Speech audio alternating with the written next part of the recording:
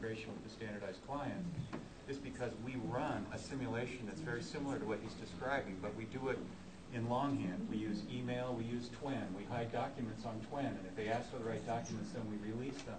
But everything we have, I'm a senior partner, another professor's a senior partner.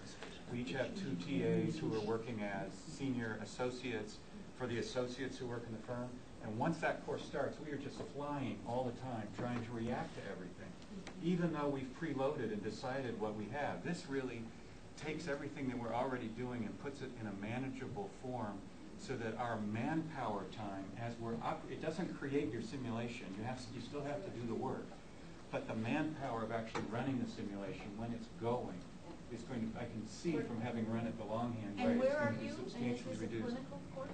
This is at Franklin Pierce Law Center. Just around the corner. It's the Daniel Webster Scholar program. It's a simulation.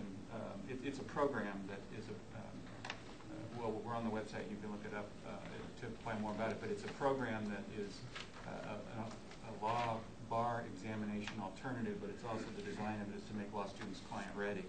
But part of it is simulation, lots of simulations. And when you're using that pretrial simulation example, I can already tell from having run that in longhand, this is going to save me time, not cause me to spend more time. Hi, Francis Chen from Brooklyn Law School. I was wondering, can this be structured in sort of like a versus type of situation? Like we have a team A that's like the prosecuting side, and a team B is the defending side, and they react to each other's? Both ways. Right. In fact, in private client, we have each of our 68 firms of 4 students representing a separate client. Again, document variables and all the rest to make sure each transaction is broadly the same, but is different. But we also run adversarial, like PI, where one firm will be representing the injured claimant, and the other will be representing the insurers for the University of CALI. Similarly in civil, where you're representing 2 sides there. Could I just show you very quickly, folks? I've moved into the practice management tab here, and some people are concerned about kind of students working kind of with each other in inappropriate ways. And what we do have here is almost using our SharePoint content management system. What we have effectively is an environment here where they get feedback, and you can see this is feedback from conveyancing that the tutor is giving. Yeah, we could go into the feedback itself there if we wanted, but time is moving on. The case management is simple itself. That's the simple engine that we've been looking at with the kind of black screen and so on. But the students also can go into self and peer assessment, and this is how we check that they are kind of working, as it were, with each other. So, for example, we can view responses at any particular time, and we can look at, the students thought they were working pretty high. Oh yeah, well, they were a good firm. They actually were a pretty good. They were a pretty good firm. But where students are saying, well, X in the firm has not worked terribly much this week, either in quality or quantity, and that happens consistently. Well, that sends signals to the practice manager who has access to this page that there's something going wrong here. In addition to that, we also is the practice manager always the same as the tutor? No. It's a different person. It's a different person. Yeah, different tutor. Yeah. Okay. Oh, Karen, can you? Basically, in this part of it here, the activity log, what we have done is effectively given the students 2 logs. We tell the students that whenever they go into the simulation, they ought to log their activities. So we ask them to, for example, enter the class, enter the simulation here, the activity, the time spent, and then put any notes that they want about what they've been doing. Now that's really important, folks, because this is kind of like a kind of crude time management piece of software, but it's really important from us that we get to know that the students are actually doing this, that they're not kind of freeloading on other students. Now, if we were to go into the personal log, it's just simply a text box there where the students can communicate with their practice manager and say, look, I'm having real problems here because I've got domestic issues or financial issues or whatever. My work rate hasn't been so good here, and maybe the firm are a wee bit iffy about that. So there's all these sorts of things that can actually be communicated confidentially to the practice manager, who is a tutor, of course, via the personal log. The activity log, though, is basically getting students used to the idea that this really is a transaction that they're doing, and they're responsible to it. It's almost like a kind of note to file, as it were, a note to file that they're keeping as they move through the transaction. That's okay. But I just wanted, that was linked to from that link, practice management. So Yeah. from within the transaction, they link out to there, they can link back in. It's really a additional resource we've put in. Comment Johnson at Columbia. To what extent is this applicable to evaluating things that aren't in writing? That is to say, you're interviewing or you're counseling or you're negotiation, those kinds of things. Well, in negotiation at the end of this, because the culmination of this is a negotiation. The students have to come with this, with everything they've done, and negotiate and video that. And that is part of the thing that's assessed at the end of this transaction. So the negotiation is a key part. What we haven't done, we do interview and do other things at the moment separate. I mean, what we haven't done yet is what Paul spoke about is integrate the face-to-face interviewing and face-to-face client counselling type events that would take place anyway separately into Simple. And this is something we're also looking at with John with his transaction for the first time. We'll be looking at, instead of getting a client statement via the senior partner, you would have an interview with a client who was trained to conduct the interview in a standard way, so that each firm who had that interview got the same out of it if they did the interview well. PI, for example, PI starts with at the moment with a piece of canned video, kind of vanilla with not too much in the way of details there, where the general kind of the general scenario was given to the students. Well, we ditched that. What we would have is effectively like a standardised client who would come in and who would sit face to face with a student, and they would be interviewed, as it were. Now, quick interruption. You guys know what a standardized client is? When he says that term, it was a brand new word to me. All right. You know what it is? Everybody? No. Okay. Can you explain what a standardized client is? Absolutely. Yeah. Okay. Sorry, I've been working with them for the last couple of days at law school. I was in the zone, as it were. Standardised clients are taken from medical education, where they used what are called simulated or standardised patients. So in other words, if you want to assess patient handling skills, communicational skills, the medical educators would argue what you're best to do is actually to put the students into the situation of being with the patient. And this is a really interesting thing, if you're doing it with a large body of students, you obviously have to kind of standardise the performance of the simulated patient. So what you do is you train the patient to give the symptoms, as it were, in a more or less standardised way.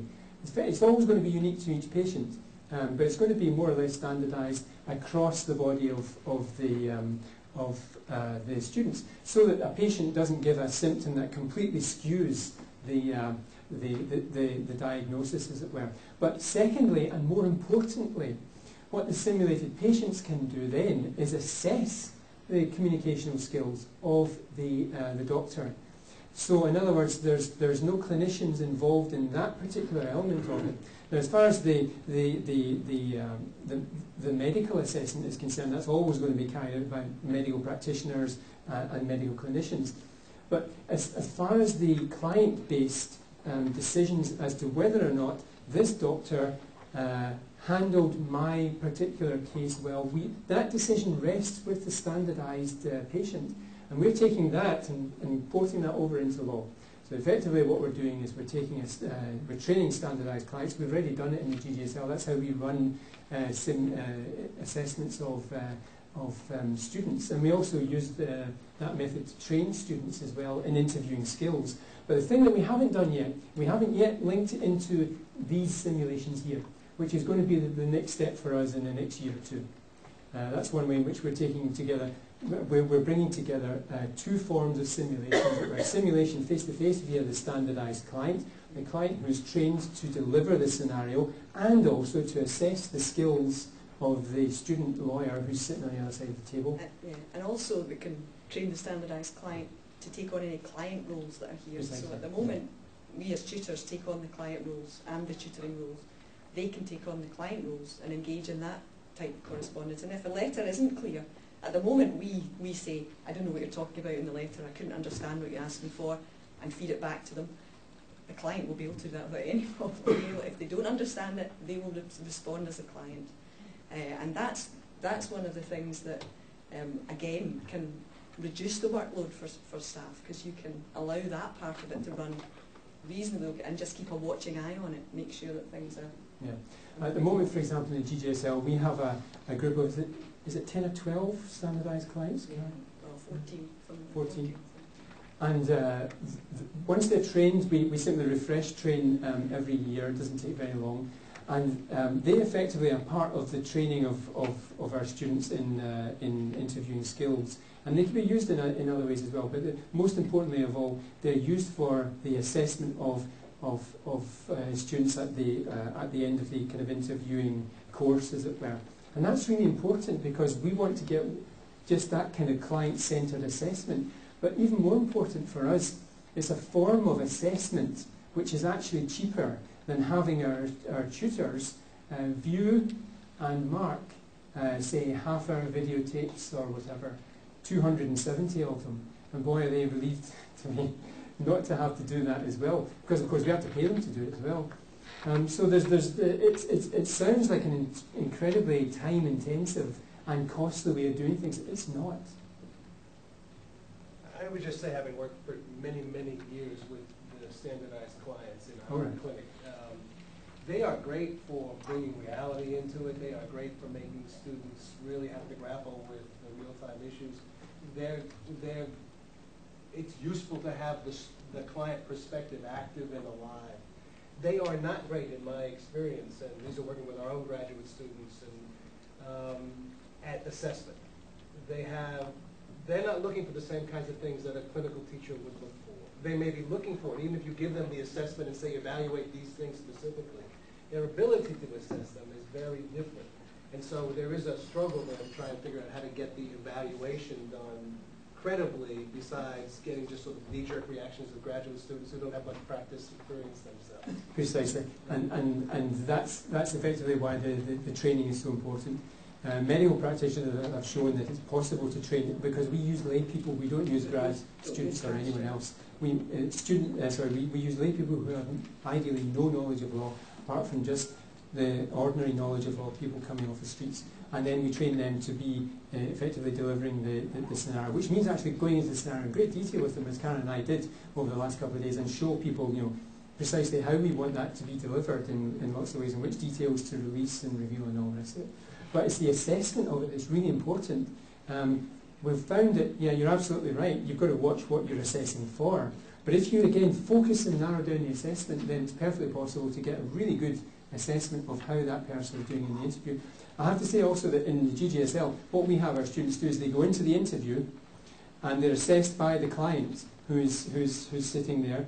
The interview goes on, the student goes out of the room, the client then assesses the student performance in the interview. But what the student then goes is into another room and just fills out an A4 sheet of the name, address, blah blah blah, those really important details from his or her notes, and also a diagnosis, as it were, and prognosis of where the case is going to be going next. And that's marked by a tutor. But it's marked really quickly by a tutor. You're talking 5-10 minutes to mark that, as opposed to half an hour, 40 minutes, or whatever. And that's the assessment of the legal substantive nature of the interview scenario. Well, before we completely run out of time, are you going to be available at the rest of this conference? I can sense that there's probably a lot more conversation to be had. Is there a possibility that you might do like a birds of a feather session, or some way for us to continue talking, because it seems like there's a lot of interest and we're close to... You want to have another meeting at lunch tomorrow? Would that be useful? Absolutely. We have an hour at lunch? Okay. Yeah. Pick a room. Tomorrow, let's go.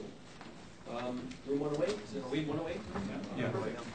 Here at lunch at noon. Here lunch tomorrow. One last thing, wiki.cali.org/CALICon08 is where the wiki is. If I go to the Thursday sessions, keynote, I've uploaded everything except the 250 megabyte video. Yeah, it's a lot. But it's a whole bunch of students actually talking about their experience of... oh no, it's an informal one, sorry. Of course. I put it in the informal sections, not the,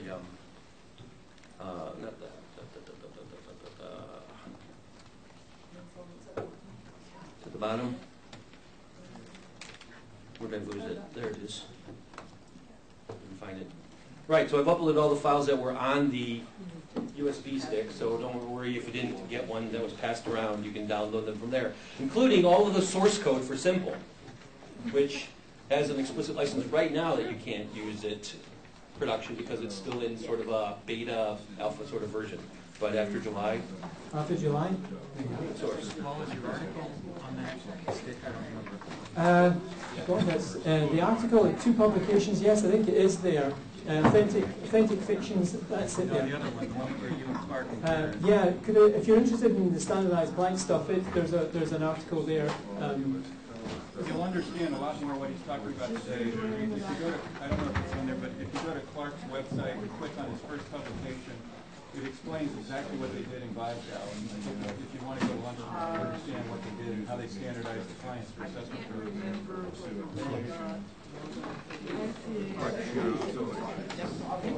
Oh yeah, buy the book.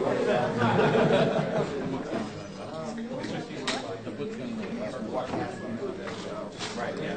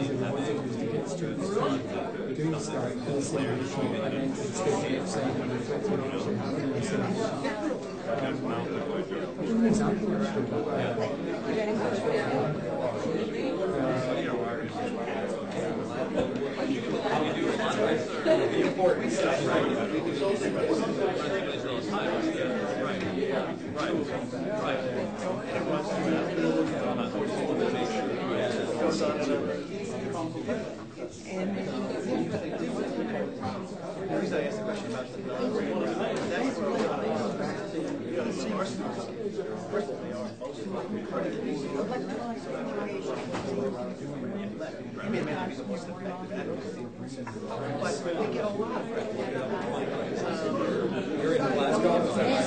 Okay. Right. That's the capital, right?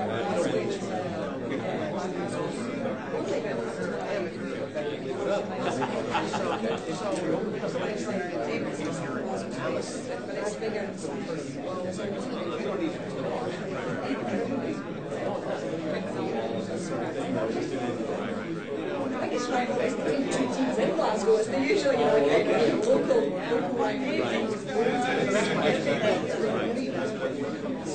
Sort of like I'm North Carolina when it comes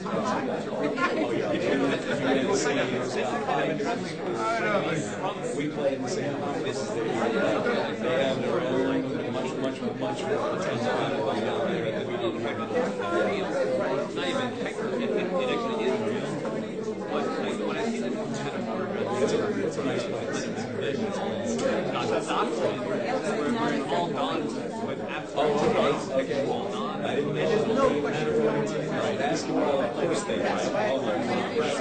Yes, it's an excellent basketball team. Unfortunately, it's like the Yankees in college basketball.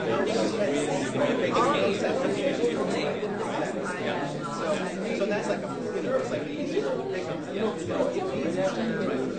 Right, yeah, you get more money for that.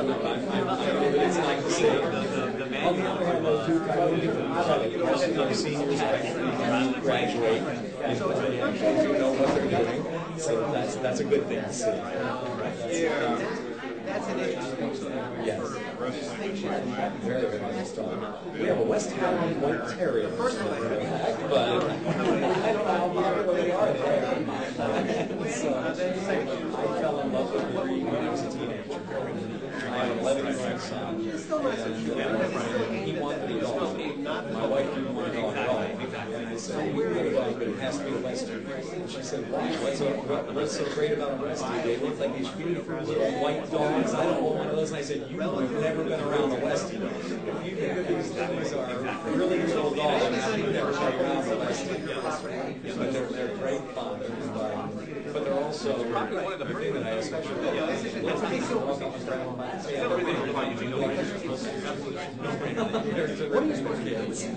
they really do. In some ways, and I'm not saying from experience. I saw my niece walk up and grab ours by the tail and pick it up right off the ground. The dog just looked at it.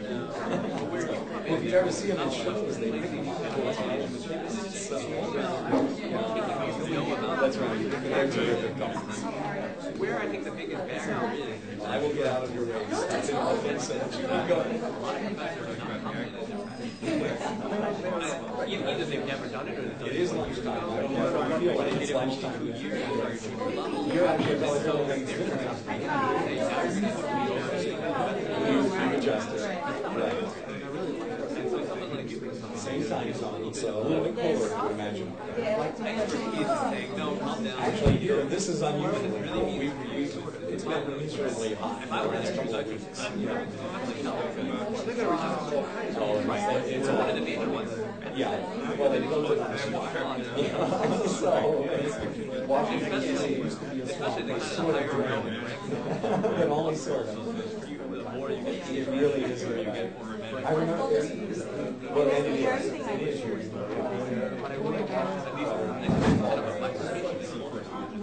So today is your one. Oh, that's probably, yeah, they finally,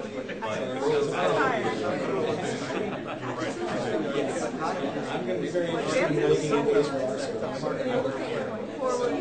That is exactly what the Carnegie study said.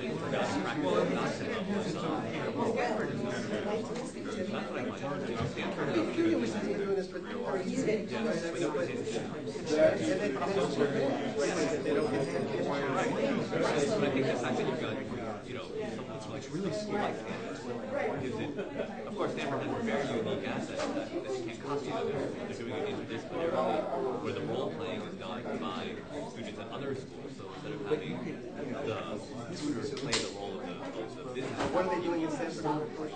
It's not their, they're teaching their first year. They're doing it second year. What are they doing? And they're doing interdisciplinary simulations with like 10 law students and engineering students as a package, or 10 law students and 10 non-business students and as a merger or an acquisition. So there you have the people who are learning the other stuff play the role of what you would have a hard time getting a tutor to properly play. To get a tutor to properly play the role of the engineer would require a lot of scaffolding. Like you would have to build a very robust simulation that tells people this is what you say when they ask you this question. And so that's not possible to replicate in other schools because they have unique calendaring systems and no, you don't. But there is some promise because they're doing it, and I'm curious why there hasn't been pick up with other schools where they're adopting a PhD approach because they're just not publicizing it. That's a secret weapon. I can imagine a number of different schools. Well, I got competitive pressure. I mean, there might be one but until you get U.S. News and World Report to grade on whether you provide people with authentic practice. see, the trouble with point is that it doesn't matter because it doesn't. I mean, all they care about are things that have nothing to do with what your substantive law. So it's just the ALS did their years ago did their analysis of the U.S. News and World Report variables, and they said, yeah, you have 12 variables. The only two that matter really is only one that if you have your LSAT score and your GPA combined, they determine your person. The rest of it does not. And mostly it's your LSAT score. So, you can stand on your head and spin with nickels. You can turn out, I'm still to glow in the dark, and run Nobel Peace Prize. And that's not going to change your ranking. It might change your ranking.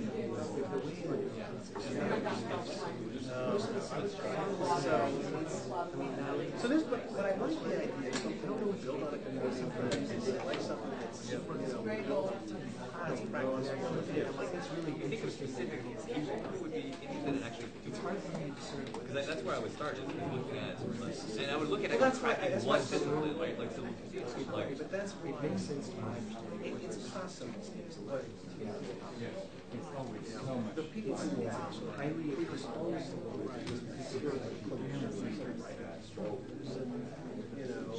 mission statement.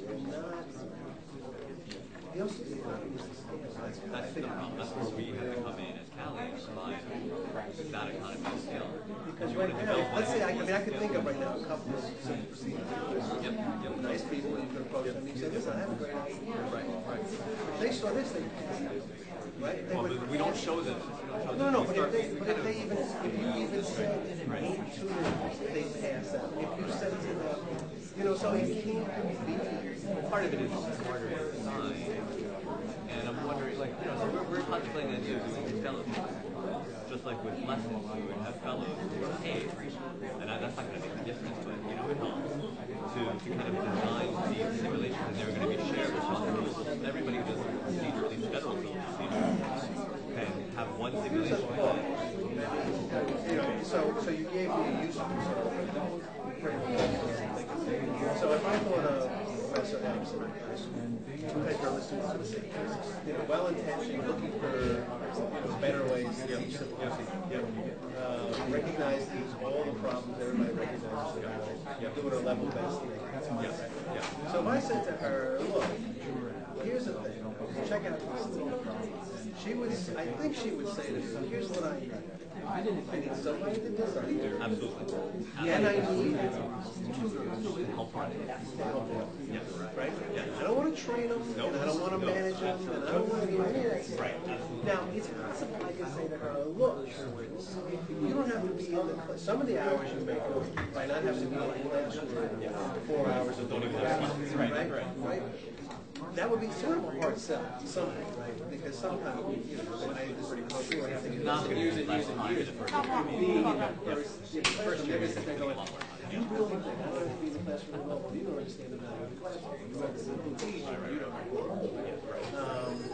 This is a shallow method, whatever it turns out. But let's assume you could even get them to buy. There is some savings. I'm not sure what they would say.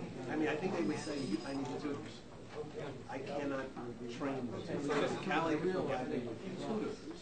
Well, let's talk through that because that's why I raised this is, so in negotiation, so the program of negotiations at Harvard has a very similar ecosystem as what all of us are. They have graduates of the negotiation program come back the next year as the tutors. These are graduates who are out in practice? No, they're graduates in the sense that they took this class last semester. And they're getting credit for coming back as they get tutors? paid. I don't know if they get credit. They get something. And it becomes an ecosystem. And it works particularly well in negotiation because a lot of people aspire to be ADR professionals, and they do this partly because they have to contact your to be hired. And it's very competitive ADR. So there is an ecosystem that mostly guy in negotiation. Just testing, right? 30 years ago, that's kind of those pipelines keep going, and so maybe that's unique. No, I'm talking about the guy who wrote Since I'm in the session right after your meeting. Fisher, geez. Fisher. In a way. That's how, so there's an ecosystem and it kind Are of you going to use the pumps itself. I was going to, I was going to go to our I'm not sure if website. it's actually the concept of handling a particular system is something else, but Right. any of that. All right, you we're going to get get people- started. Right. I hate to say the word ignore, but ignore me. One more second. While he tests for his By the 1 way, o'clock. I was, you know, some email I'm going to get smart. I realize I'm working with law faculty. I'm sure we've all seen that study that says, you know, you all sat in the back row apparently of the class because we get in a room and we gravitate. The library. That is the lakeshore property over there. But the question is, how many of you tell your students not to sit back there? I don't care where they sit, actually. I don't know, there's not enough room, you know. All right, well, let's start with introductions. I have been and always will be, I plan, to be Deb Quentel at CALI. My full title is Director of Curriculum Development and General Counsel for the group, and I am a blue butterfly. Charlie, coming around, I'm sort of doing a wide blue pair. Is this significant, There are 12 butterflies, and we were told not to eat with people of the same butterfly color. I think there's more than one blue butterfly, but my double reflectors. Today was same butterfly. The butterflies are named in this remarkably freaky small font. My colleague Sam Ashhorn has unbelievably great vision. And so what looks like a smudge is the name of your butterfly. Thanks, Wayne. Bye. Deb, I'm going to we finish, think by the today way, like was a same quarter butterfly. to. Okay. We think today was eat with the same butterfly and tomorrow's eat with a different Oh, is butterfly. it? Well, I'm defying the rules. She predated that instruction. We have a meeting. Are you clear that with General Counsel? What? Are you clear that with General Counsel? Yes. We met over a very expensive lunch. We decided it was fine. All right. My point about the back room was I was hoping to have a good discussion. Instead, I feel like I'm bellowing around the room. So if anyone felt like, you know, hoisting their lunch forward, that would be. You mean like throwing it at? I know. Didn't say curling. You know, I'm going to talk to my friend Charlie here. Charlie, you're on the editorial board. Where are you? Charlie Schaefer. I'm a tiger swallowtail. And your school is? Baltimore. Baltimore, but not University of Maryland, Baltimore. No. You're down the street, Right. relatively speaking. Okay. All right, Diane, you've moved. You've suddenly come to mind. Tried to jump on. Oh, I'm Diane Murley. I'm at Arizona State University. I have a yellow and black butterfly that will go unnamed, but I think it starts with an R. excellent. Red Blackbird. Perfect. Brent. Brent, at Whitener, Harrisburg, Pennsylvania, I'm a reference librarian. Hi, Dom. Dominic from Hofstra. I have a Raha Books birdwing butterfly. Oh, aren't you fancy reading? I'm a librarian also. Yes. I'm Deb Cohen. I've got a large blue oak. I'm at Southern New England School of Law, and I have, unfortunately, too many titles for me to even remember at the moment. Well, I'll go with your CALI titles then. Author, CEB member, and podcasting fool. Cool. Well, I consider that a good thing. Okay. One wants to be a fool. Chris, back to you. I'm Chris Niederinghouse, currently at Phoenix School of Law, soon to be at Cleveland State School of Law. And I have a Queen Alexandra's birdwing, Ooh. or whatever that means. And I'm, Legal Research Community Authoring Project member. Is that the name of it? Yeah, you're the chair of the Legal Research Community Authoring Project Advisory Panel, which is affiliated with AAL. ALSIS, Special Interest Section. Right. It just rolls off the tongue. It does. We're having T-shirts printed, but they're going to be like, like gowns. They'll actually be dresses. Yeah, it'll be a landscape printing on the T-shirt. And I've authored, which is a nice segue to my co-author. Yes. I'm Beth Edelman from the University of Buffalo. I'm a CEB member and also on that panel that I won't try to name, and also an author. Excellent.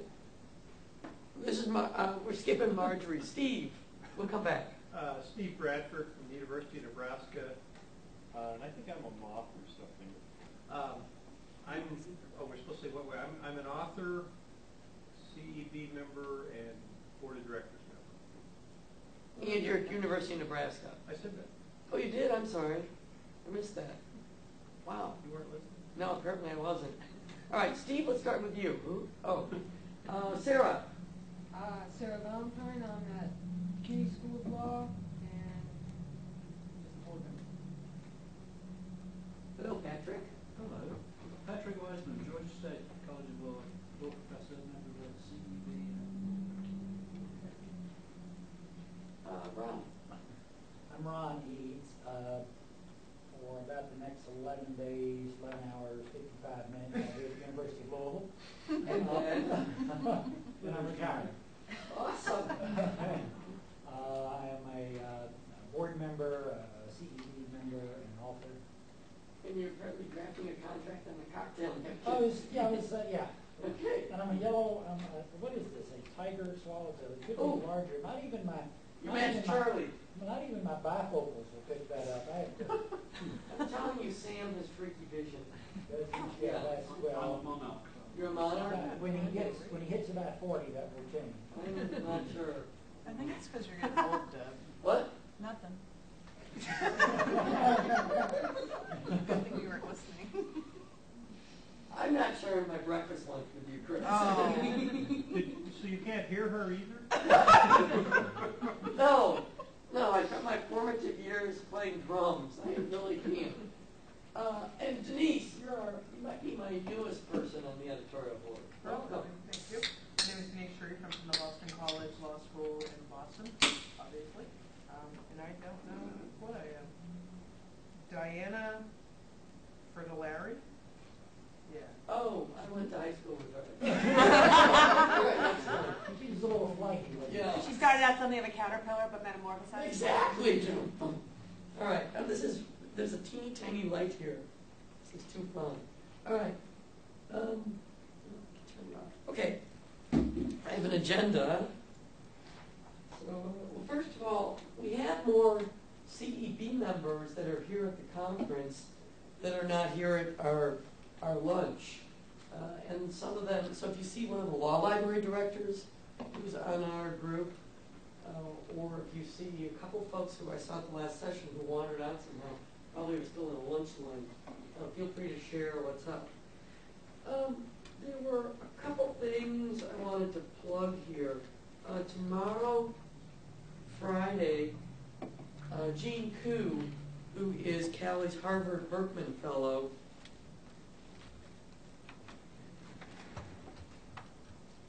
great. He is doing a talk on media notes, which is this CALI project that we're doing with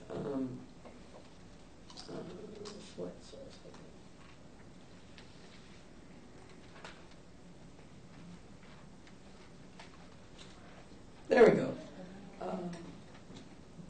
Larry Farmer at Brigham Young created this really cool tool called Media Notes that allows you to annotate video.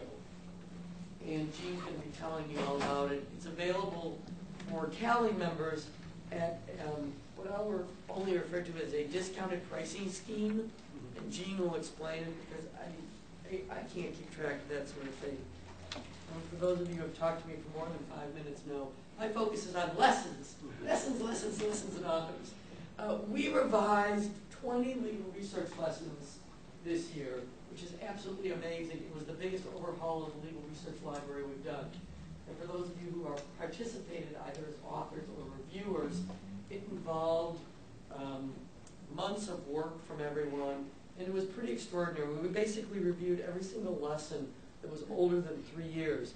We now have at least 72 lessons in the legal research library, which thanks to the Legal Research Community Authoring Project Advisory Panel, ALSIS group, I did that in one breath.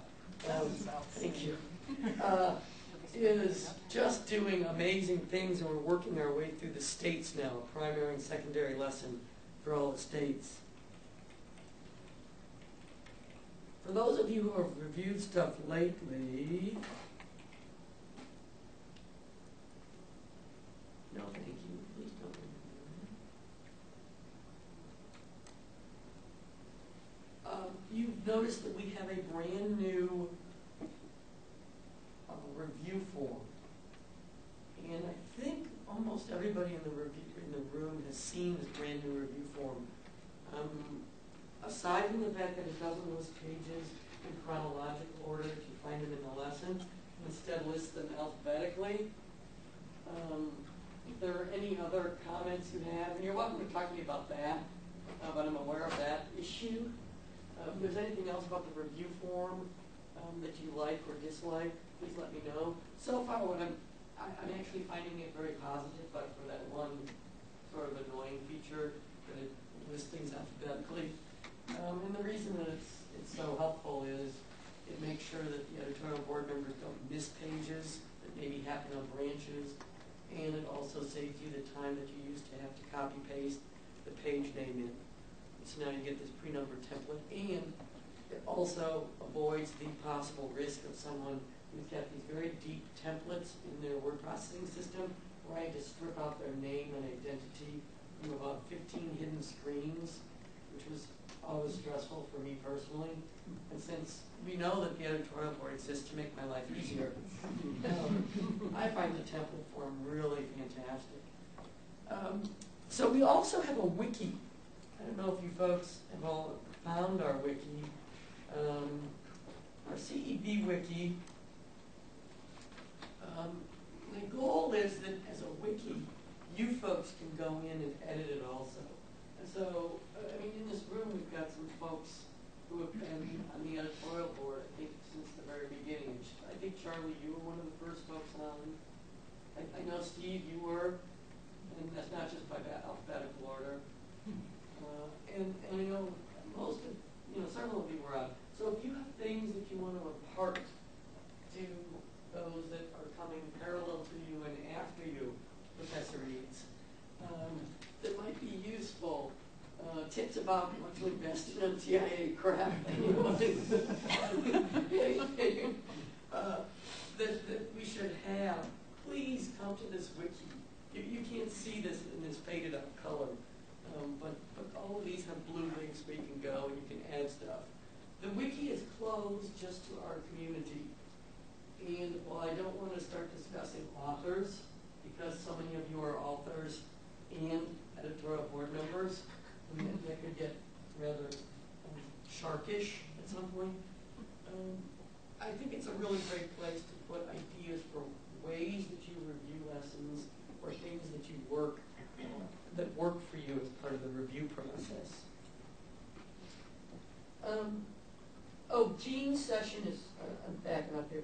Jean's session is 4 o'clock this afternoon. My session is 4 to 5 tomorrow. I am the moderator. Sarah's on it. Diane, you're on it. Ron Brown, Professor Ron Brown from Nova Southeastern. Deb, you're on it. So obviously, I like to work with the same group of small people. And it's going to be on small group of same people? Yeah, that's what I meant. Thank you. What did I say? Small group or group of small people? Well, I'd rather be small than... Well, I have action figures of you all on my desk. Is that right? Do we have bobbleheads? No, your action figures. So, yes. Same group, small group of, there I was going to do it again. Right. I like to work with my friends. And all of you are, of course, my friends. So the panel is going to be on using CALI lessons. It's not about authoring. Surprise, I'm not talking about authoring. That's a different session. So come and participate from the audience. A couple of you wanted to be on the panel and there wasn't room. Even though you are still my friend. So, what? When is that? 4 to 5 tomorrow. Tomorrow. And it's in one of the rooms on the right-hand side of the paper. 473. Oh, I see. 473, thank you. Wow. Yeah. It's on the right side of the paper. Yeah. All right. So those are our plugs for the sessions. We've also got an author wiki. And nobody, just a couple of you have been given access to this. Actually, I went to a few folks and asked you to, it's for my legal research authors, specifically. And I asked some folks who are legal research authors and on the editorial board to go in and give me comments. Of course, I haven't incorporated them all. But if anyone else, as an author or as an editorial board member, believes that they have advice specifically geared to legal research authors, please let me know and I'll give you access to this. I would love to have this be a community project where folks are adding tips of how to author, things that you see as an editorial board member that you want to have fixed or you think could be improved. The reason I created the wiki was I found myself having a lot of very similar conversations with people, and I thought, and I'm happy to do that, and that's part of my job, but I thought it might be easier if the second or third time I'm having the conversation with a person, the same person, and this, not a small person, the same person, I'm not using the words interchangeably this time, that it would be great if there was a wiki, and if people who were just through the authoring process. Sandy Plasek, Steve's colleague from the University of Nebraska, recently wrote a CALI lesson on researching in Nebraska law, and she also wrote an article in a law librarian thing. What is the name of that thing, Danny? Do you remember? Legal Alert? Is that it? Legal Aware? Legal Information Legal Alert. Info. It was a series. Yeah, she wrote a series, sort of a diary, a Dear Diary type thing about her experience writing CALI lessons. Did I send you the third? Yeah. Oh, that's right. You did send me one. Yeah, thank you.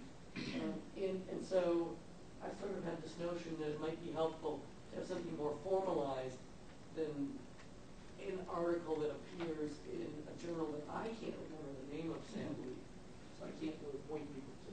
So that's the genesis of our wiki. Plus, I love wikis, and I think I monitor about a dozen at this point. So if anyone wants to be part of it, please let me know. Okay. Ron Brown is not here yet, but he raised this really cool idea with Joe Groman. They're both on the editorial board. They're both authors. They're both at Nova Southeastern. And they both hang out with Ron Eads a lot. So they've been dubbed Ron E, Ron B, and Joe G. And so you often see them as a Three Musketeer trio at conferences. And I was having this conversation with Joe and the other Ron, as I'll call him. And I've been working on a topic grid with them, actually, for real estate transactions. And we sort of hit upon this great idea that the way topic grids are created for CALI, like from the past to now, has been I create them, I work with a author I know, I work with a faculty member, I have my law students do initial work on it, and I basically try and cull every single bit of information that could ever be covered in a course. As you can imagine, there's just loads of room for error. My favorite thing, I believe, when I listed homicide in the contract grid. It's a contract buyer. Yeah.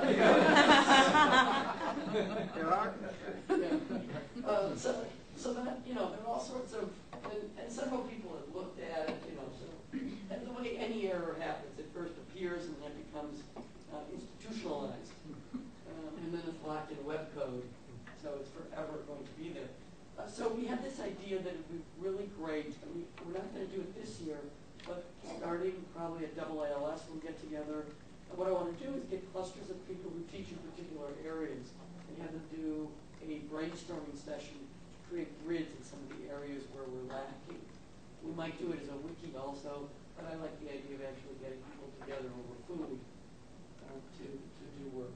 So if anyone has topics that they want to see created that we don't have grids for, please send them to me. Okay. And then the last thing I wanted to talk about is simple. How many of you came to Paul's keynote. I'll assume everyone since it's the keynote. And what do you think? Ideas? Thoughts?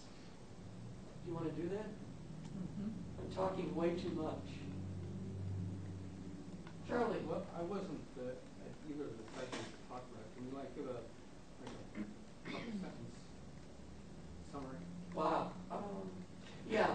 My shock is sort of like, where would I start? Because people around me were saying, well, Paul Mahar comes from University of Strathclyde in Scotland. And he travels with his two co-workers on this project, Patricia McClellan and Karen Barton. And Karen leaned over to me at the presentation and said her job is to break down what Paul's saying to more understandable. So basically what Paul's doing is he's got this web-based mythical community that gets created that then students run through simulations of it. And they're dealing with graduate students. They're running 270 graduate students through this. And it's a simulation just like we do simulations in this country, except the whole thing takes place in a web-based environment. And they've got it somewhat broken out into adjunct faculty handling some of the workload. But the faculty member basically, or whoever's playing the role of a faculty member, also plays the role of all the community members that might be involved. Yeah, please, Deb. It's basically a legal simulation in Dungeons and Dragons. If you've ever done any Dungeons and Dragons, you've got someone running the whole thing. Well, it's an online multiplayer role-playing game. It's basically just a big version of the person coordinating, sending out the information as it's requested and playing all the different roles and having it all been pre-done, organized so that you can just lead them along the path. Does it have? It's multiplayer online. Does it have? And does it have a capacity that you input the rules? You can put in anything you want. You can send, if you were, the example that they showed us is a staircase that is on their campus, that's in their mythical community, that's dangerous looking. And so their mythical client falls and hurts a mythical limb. And the limb can change based on which group of people is working on the project. And then you as the student would contact me, the faculty member, and ask for a photo of the staircase. And I would send you a photo of the staircase. If you ask me the right questions, you get the right information. Right. You know, if you get asked the wrong questions, you get the wrong information. I mean, you know, the 1970s bad in, bad out computer talk. And then you draft documents, you send letters to clients, you ask for information. Everything happens through this system. You do, you know, the Scottish version of Discovery. I call it Discovery. I can take something else for it. So let's say you send your discovery request, but you send it 2 days too late. Is there a rule that you can create that if this X happens at this time? I'm sure they're working under their civil procedure rules. Okay. Right. So if you miss deadlines, you're going to suffer their civil procedure consequences. Right. They have a calendar. It works very much like an intra-network for a law firm. Like the four of you would be a law firm, and you could communicate amongst yourselves secretly, and then finally upload something to faculty member, represented by yacht file occasionally. Oh, okay. Okay. So that's kind of it in a nutshell for the rest of you who were there. CALI is looking at participating. Sarah, participating. I went up and asked and talked to him after. Oh yeah, what was your question? I'm sorry. How much of a time suck is it? Yes. And so is he running it with other faculty? He seems to have linked it to one course. And I'm from CUNY, and I mean we do nothing but simulation. I mean we have a lawyering program, we have mandatory clinics, and what you have, but we also teach towards a CIP Pro, and we're doing it in the first year. And you have, I'm a legal research coordinator, and it is the full year. It's graded legal research, and it's a time suck as well because out 20 and 30-page assignments for us all the time. And you're getting professors saying, you know, we haven't seen the teachers in torts for the students in torts for the last 3 weeks because this memo is due or this assignment is due. And his answer was yes, but they've got the school working where they go to the faculty and the faculty work around them. And he said, and then I heard this and I thought, this is not going to fly, even at some place like CUNY, which was, he said, why do you need them in torts class? You've got broadcasts, you've got podcasts, you've got all this. They don't need to be there. And so I think that's somewhat probable. That's not going to happen too many places here. It seems like it would be a huge time suck. Right, I'm not sure where the time, is it the time to create the simulation, which Karen was indicating was? No, for them to, if you get to evaluate? To get into it. Oh, it's students are sucking the time? Why do you know whose time? Instead of going to class. Right. Which means you'll then lose institutional support from it. I mean, we have fights all the time. You know, when is this due? Why is this due then? Can we get all the... Well, we've had that conversation a couple of years ago at a CEB meeting where people were talking about assigning lessons, and I'm sure it's going to come up in our panel tomorrow. At what point are you over-assigning CALI lessons such that other people, I'll use the word jealous, of the time that people are spending on your class? At what point are you taking an unfair, you've exceeded your 3-credit allotment of student time. You know, you're 20% if they're taking 15 credits. Right. So you're concerned with the student's suck of time. Right, because they're not individual. I mean, I think it's slightly different. And because it's based on the lawyering, and I've seen what lawyering has done the first year. I mean, we're not going to give it up, but it's just something where students can just keep going. But do you think there's a way, though, to create the gutters of the bowling alley to more closely confine the students?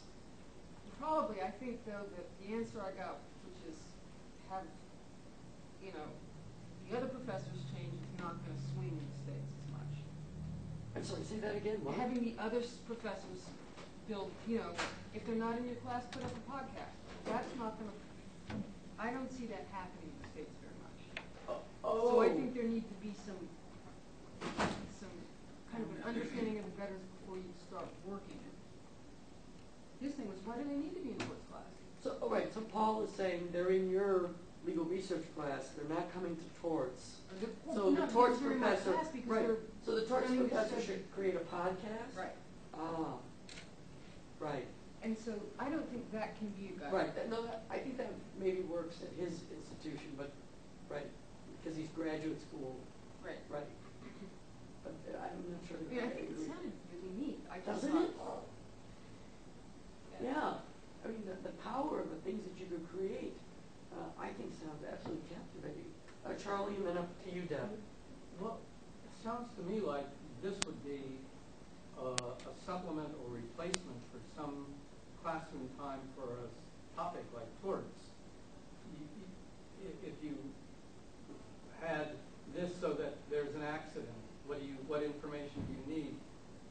And as a result, they have to read the book and all. That it creates a simulation to learn the material, and therefore it would cut down on the amount of time needed for, like, you know, Socratic kind of, because they're doing it in that context.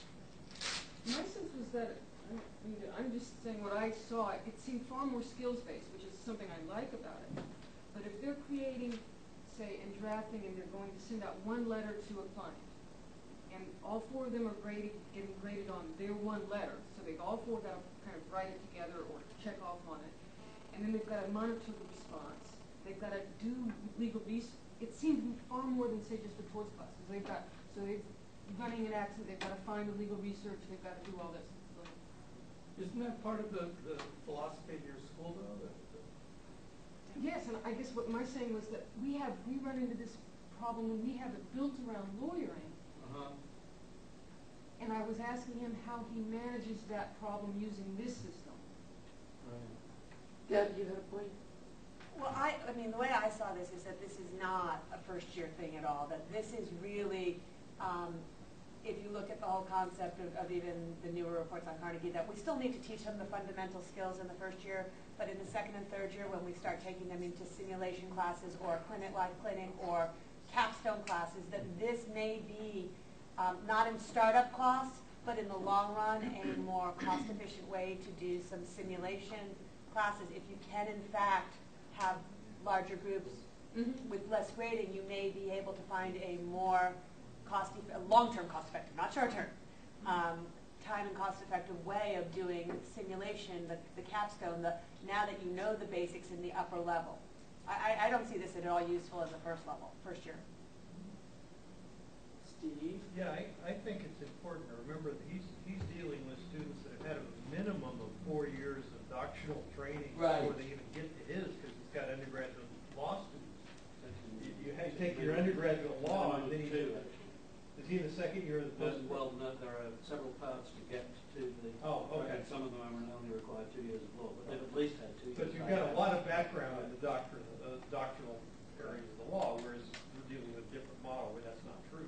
Right, it seems like it would be something that could work in clinic programs, because usually you're dealing with upper class students in clinic programs, to do that condensed teaching of a particular body of law that clinic faculty I talked to seem to need to do. That'd be cool there. I was just curious on your thoughts on it, because it seems like a cool program to move toward. Good direction. Not that we will ever drop our lessons. I think it would be nice. I think we wrote 50 new lessons this year. It was almost one a week, I realized. It would be nice if it was something that you could start out, pardon me, use the word simply. In other words, that it's something that you could use and create a simple little, and see how it works, and then build so that, for example, if I wanted to use it in a class that I teach, I could construct a little simulation, not the whole universe, but a little bit, and see how it works, and then maybe it's something that could then be developed that would work for a substantive course. Right, because I agree with you. I think it's a small simulation. It's very much like a CALI lesson in branches. Right. In that you're asking students to make particular choices. Depending on the choice they make, they're moving in a different direction. Except in a CALI lesson where you have branches, we're dealing in more, the answers are there, you just click buttons. And here we're asking students to maybe provide documentation back, sort of like drafting, the litigation side, or the transactional estate side, things like that. It sounds like, I don't know if you remember, a long time ago I tried to do something that was like a little simulation thing. And, what was the subject area? Is that debtor credit. Yes!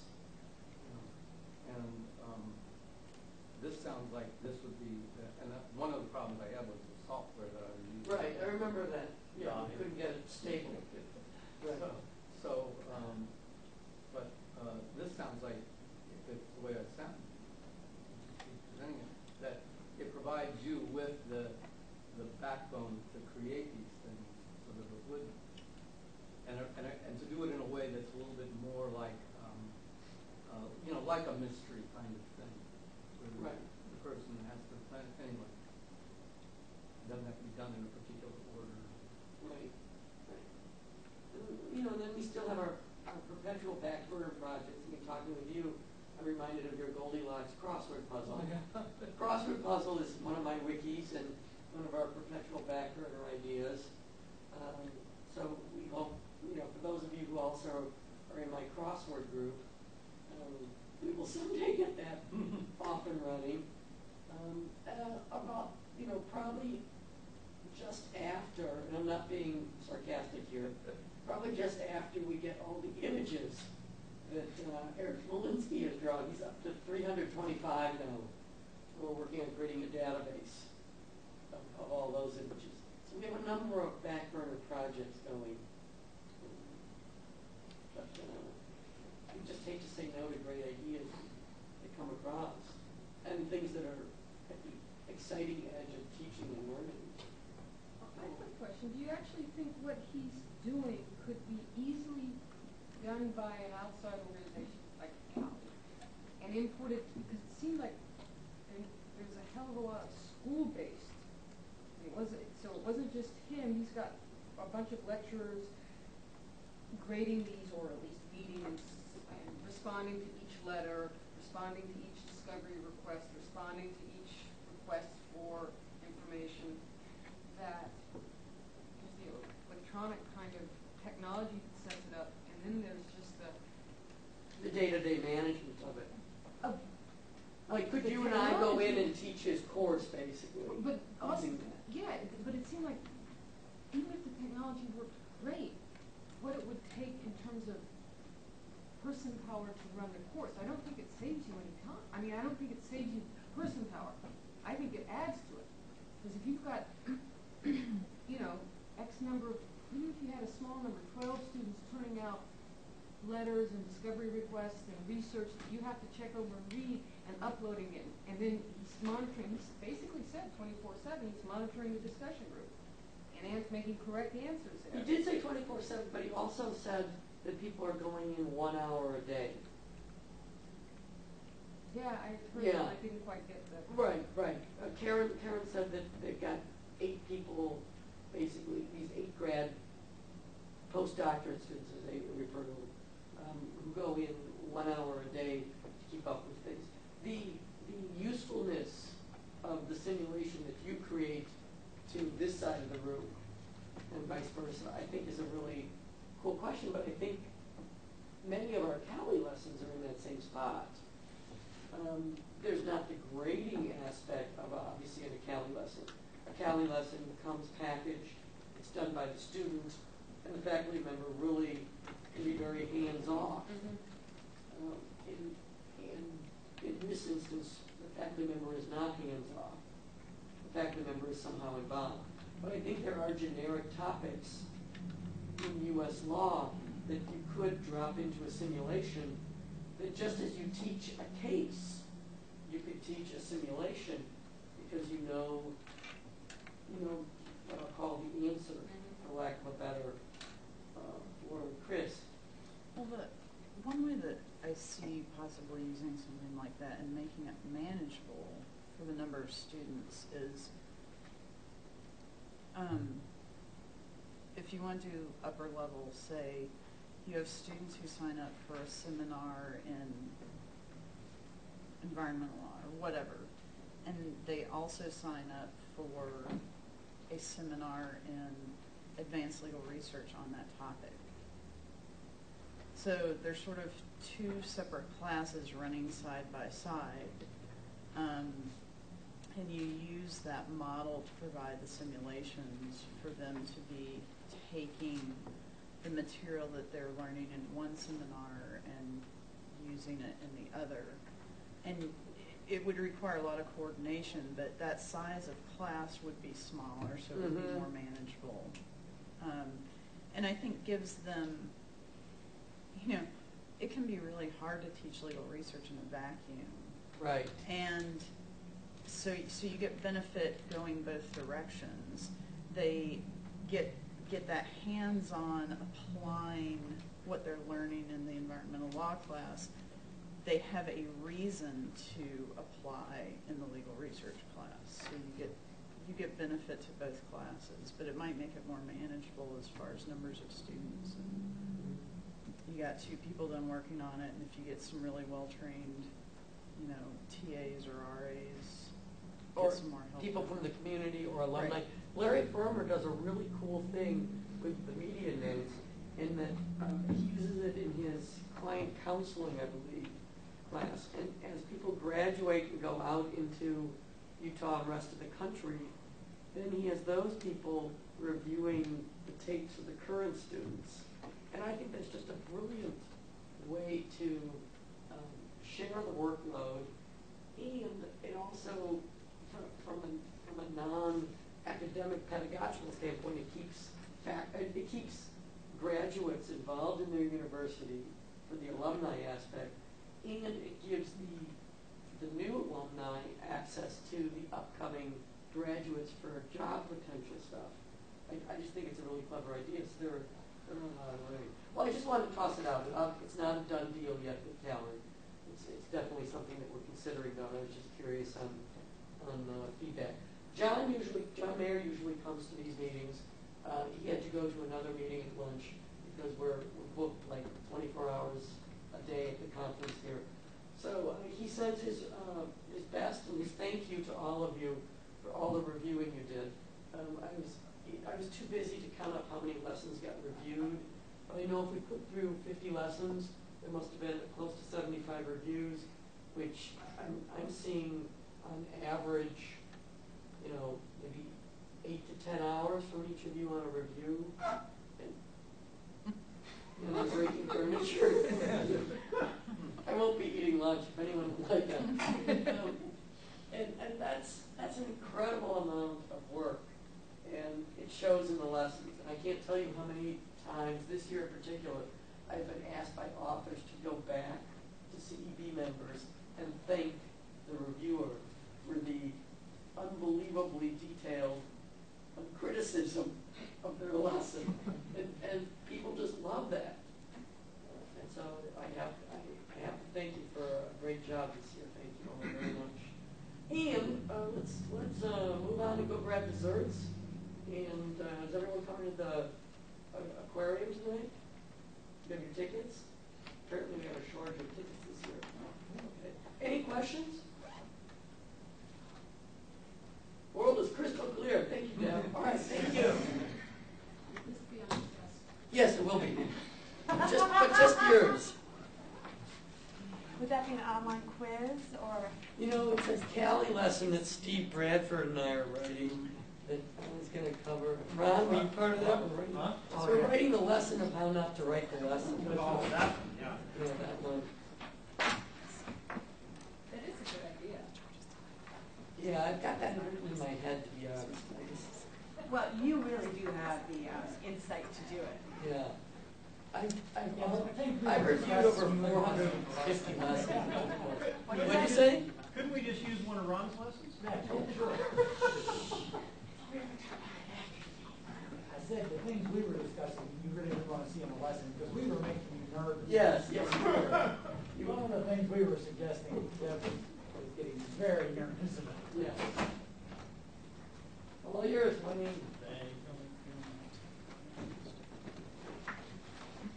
Oh, do me a favor and bus your place if you would. So that the next group doesn't come in and have to work around your.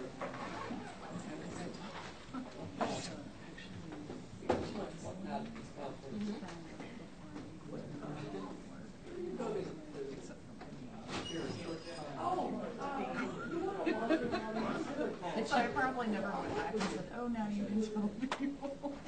Well, she did the quiet thing here. Okay.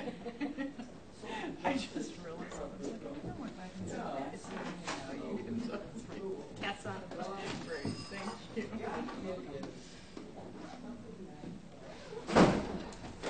honestly.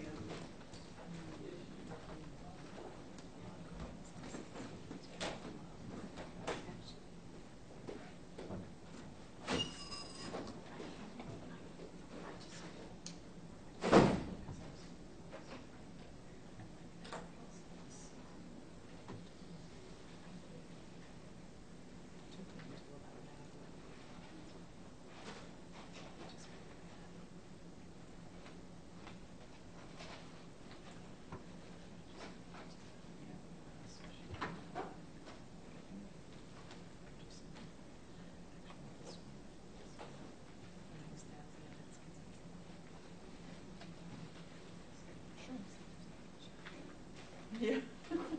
Are you setting up for the next presentation? I am, but feel free to jump No, in. no. That's what I'm here for, to help you if you need help. It looks like everything's under control.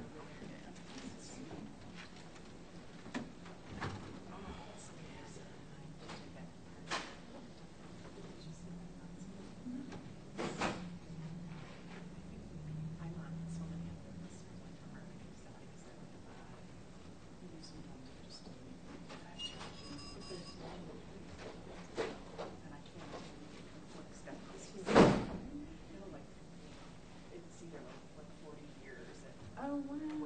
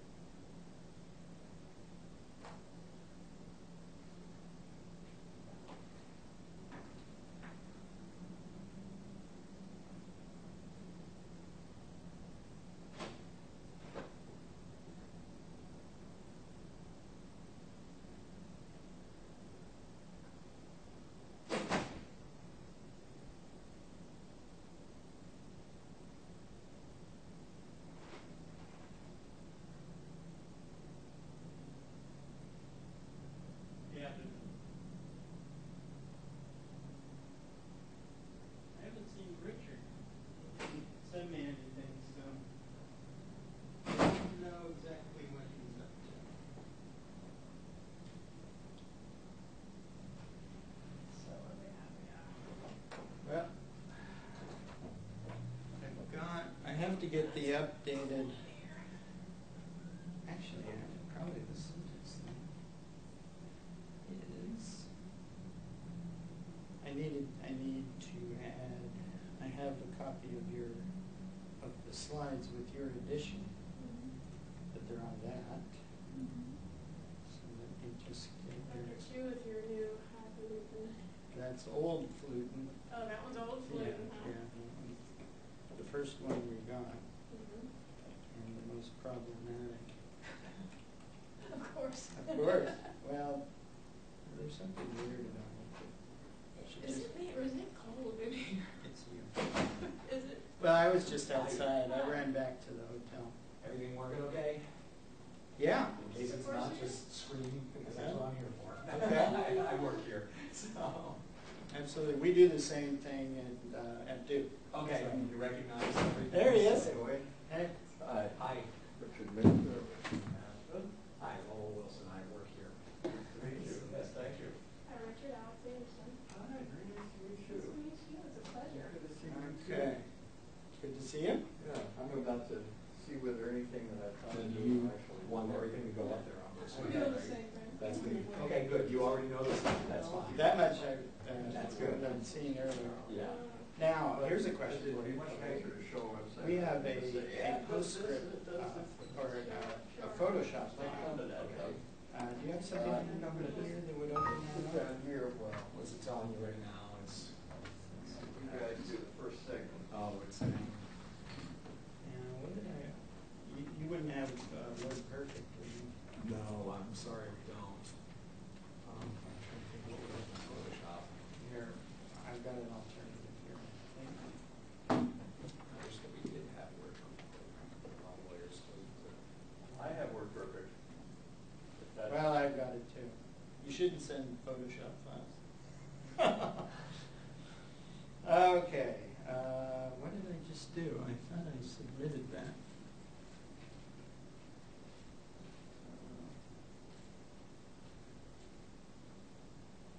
You've got one where I processed it, but then I got to get it onto the desktop here.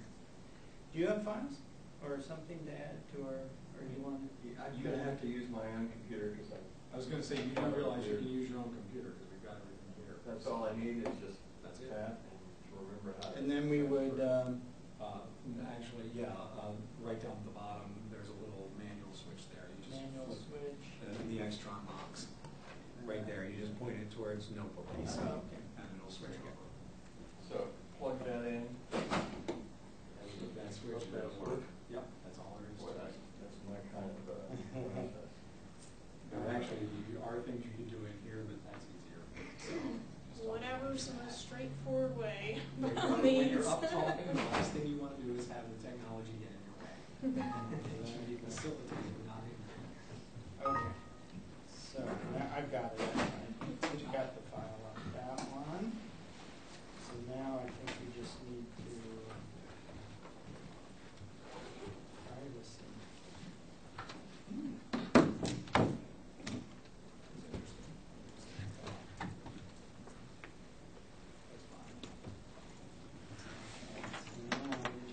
Start the slideshow.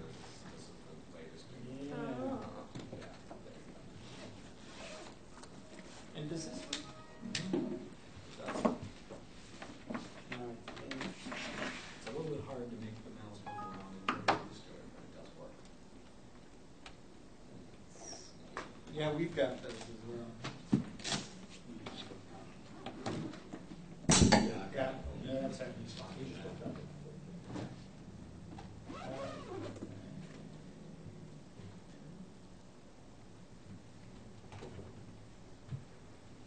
County intro. Now, I'll plan on introducing this and running this, and then you can take over. That sounds great. Okay. And then there's the lighting setup.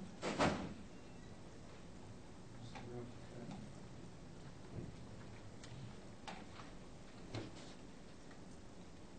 I thought those were very good. Now, I was actually wrong. Movies don't run in PowerPoint unless they do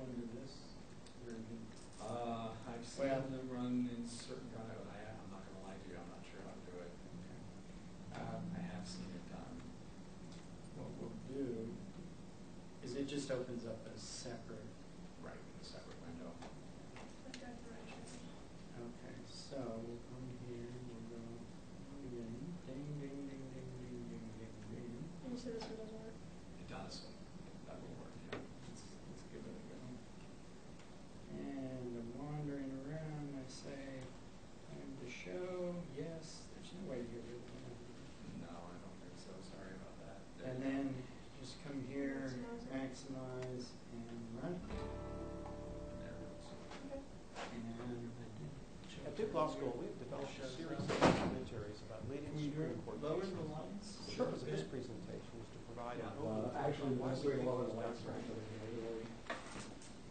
So. And then you have to come over here and close this window when it's done. I'm just staying in the room with you. Oh, okay. Oh, excellent. You can just point over at me or tell me these other lights. Thank you, that's very good.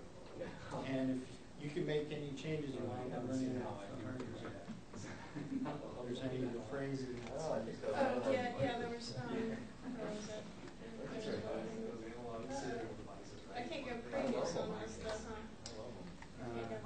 They may not have it set up that way. One at a time. Let's see. What's that? I thought it was kind of interesting. Either, you can change it to whatever you want. Oh, that's all right. I was like, whew. SAT work. 7 over. That's a kind of credit to all my kids. Your slides. I have no idea what you're talking about. My kid says that to me all the time too. He has no idea what I'm talking about. I throw those kinds of words at him. He's only 11. He keeps on saying, what are the SATs? You're training in that 11.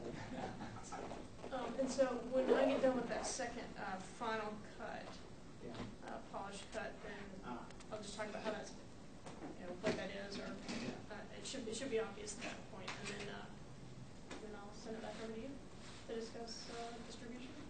And if you want to try out your laptop, make sure it works. Yeah, actually, I would. It's always reassuring us to know it's in balance.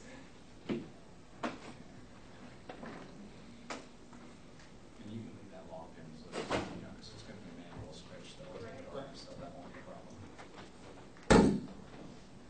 And as long as we're standing up here, we don't need to wear our mics. If you're going to stand right here, that's fine. Otherwise, we have the lavalier, or sit right here, that's fine too.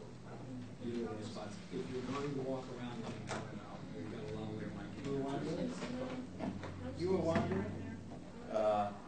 No, this will be fine. Okay. I tend to be a wanderer. Okay. If I wander, I'll just talk louder. I mean, I've never been accused of being. Well, we do have room mics, so they'll pick up most of it. Okay, so it's on. Okay, I'm getting. Oh, it's just loading. Do I have to use my onboard? That I don't know.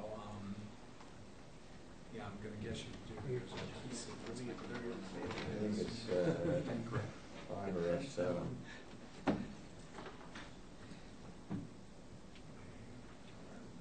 I'd be happy to see it both places. There we go. Okay, now if I do it again, I should get it. I think you'll get it both. But small. Well, big enough for me. All right, you won't project any And let's see. And my presentation skills aren't really primitive. Okay, that's good. How do I get out of this? Because then I got to. You're talking about just to get out of Thank you, yeah. This is interesting. Because the real tricky part will be, I'm going to try to show this site. I've got to do all this. It's a site under development. Okay. And so I have to go through all kinds of arcane VPN maneuvers. I'm going to try to. You're going to do it on hate your this own stuff. network? Only because I didn't want to interrupt you guys, and it works. Good. Yours is probably faster. What's that? Your wireless network. I'm just running off my phone. Oh, I don't know that it would be any faster. We all are wired. We can do either one. The network cable's over there. Yeah. Except you always have to go out that. Let's see, actually, not that I want to do this all public here. Okay, thank you. Thank you. And I'm going to actually try to do my logon now. Are we supposed to be starting? Oh, Yeah, I don't think we've met before. We are ready and email. Yeah, it still doesn't. Yeah. Still trying to get it. I really surprised this weekend doesn't start. My report corporation, I might behave the same way. Aren't you the voice of the corporation? No. Just the guy who likes to build things. Ah. Okay. I'll just load any old site and see what happens. Okay. And one end is the user voice. Okay, I'll just pick up. You know, I kind of like that. So we'll say it.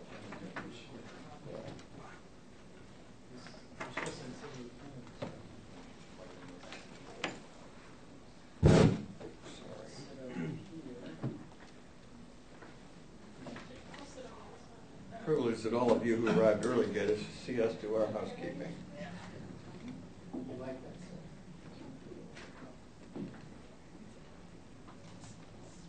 Okay, good. But this means I can't. This means I can't sit down here and do well, my VPN quick. So I'll see if I can do it.